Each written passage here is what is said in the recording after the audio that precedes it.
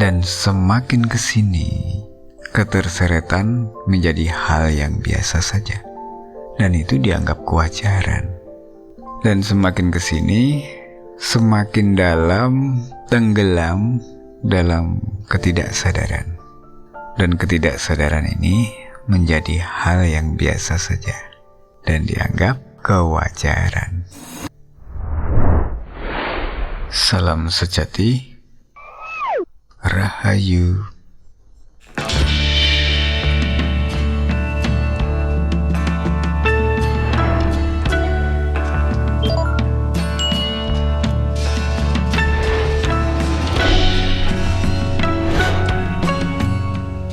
Menyukai dan tidak menyukai sesuatu itu terbangun dari pikiran berpikir.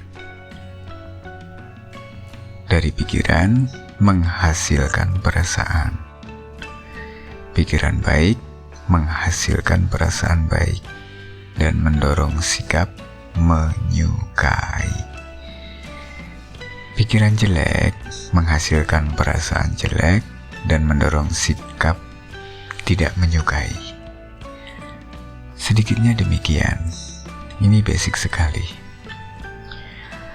Maka kalau pikiran dan perasaan ini benar-benar disadari, hanya cukup tahu saja secara pasif, yang namanya suka atau tidak suka itu akan lenyap. Dan di situ tidak ada lagi pilihan sikap. Apa yang mau dipilih? Ya enggak? Itu kalau disadari. Kalau tidak menyadarinya, artinya ya terseret. Kalau sudah terseret, perasaan suka atau tidak suka itu bertambah kuat. Itu saja. Dan semakin kesini, keterseretan menjadi hal yang biasa saja, dan itu dianggap kewajaran. Tapi kalau keterseretan ini dipermasalahkan, pikiran akan merangkai alasan pendukung untuk pembenaran. Pembenaran dengan logika yang keren. Misalnya, ya namanya juga manusia, bla bla bla bla. Dan semakin kesini, semakin dalam tenggelam dalam ketidaksadaran. Dan ketidaksadaran ini menjadi hal yang biasa saja, dan dianggap kewajaran. Jadi kembali lagi, kalau tidak ada pilihan sikap, maka tidak ada lagi masalah baik atau jelek, boleh atau tidak boleh, benar atau salah, dan sebangsanya. Inilah yang disebut melihat apa adanya.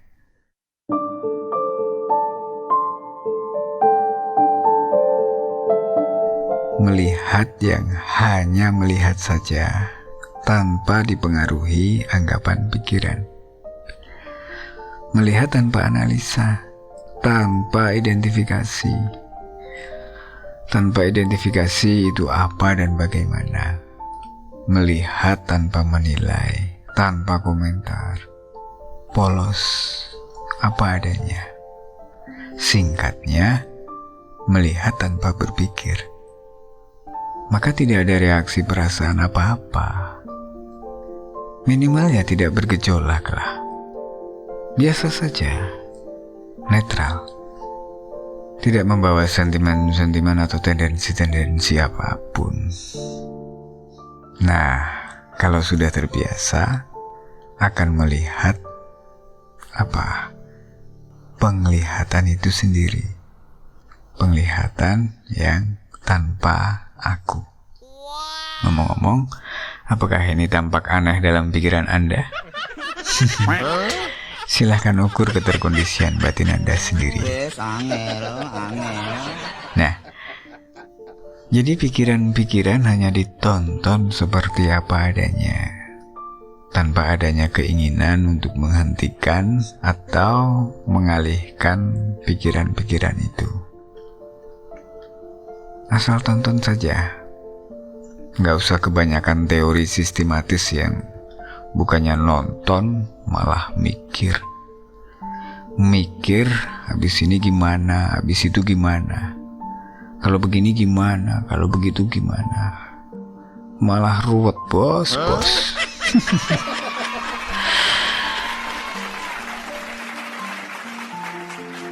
Kalau mau mikir, pikirin aja yang perlu dipikirin. Tidak semua hal harus dipikirin. Berpikir seperlunya saja. Ini salah satu dari 4 syarat sehat secara mendasar. Nah, cepat atau lambat, pikiran yang melompat ke sana ke sini itu akan berhenti dengan sendirinya secara alami. Alami. Lalu dari mana kita tahu apakah pikiran sudah berhenti atau masih bergerak? Saat pikiran berhenti, aku sudah tidak ada lagi. Kalau masih ada aku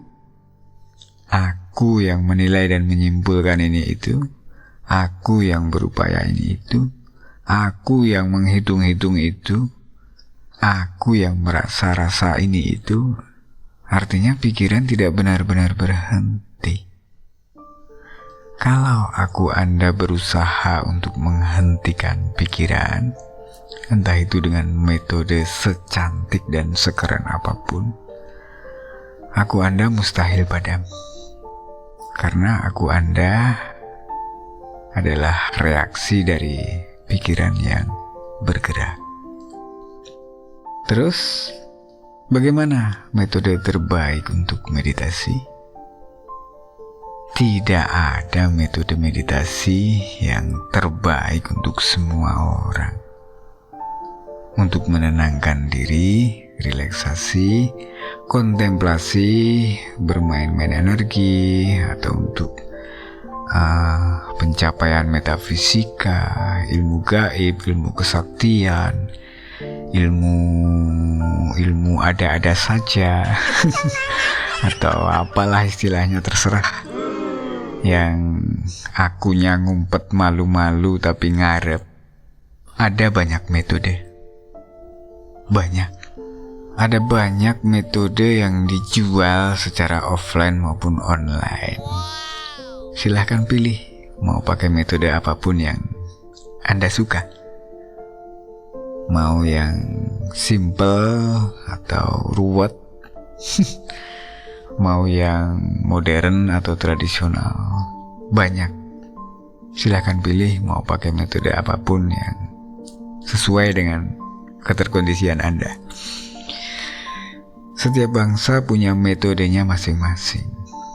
Bahkan dalam satu bangsa pun ada banyak macam metode yang dikembangkan seiring perubahan zaman. Jadi mau pakai metode dari bangsa mana itu juga terserah Anda. Sumonggo. Dari sekian banyaknya cara, dari sekian banyaknya metode, ada satu hal yang Anda perlu tahu, bahwa itu hanya gagasan pikiran saja. Kalau dibilang karangan, ya memang karangan. Tapi istilah karangan itu kok kasar ya, kok semata-mata banget gitu loh kesannya, nggak sopan. Ya maaf. Jadi cara-cara atau metode yang banyak macamnya itu hanya gagasan pikiran saja. Bahkan sekedar menyadari secara pasif itu juga gagasan. Karena dalam aktualitasnya tidak pernah sama dengan sadar itu sendiri. Gagasan-gagasan pikiran itu diperlukan sebagai terjemahan bagi si aku, sebagai pendekatan untuk memahami, menerima, menghayati, dan merealisasikannya. Gagasan-gagasan itu lalu dibungkus dalam istilah metode. Coba saja Anda berpegangan pada salah satu metode yang Anda mantapi, ya, yang Anda mantapi.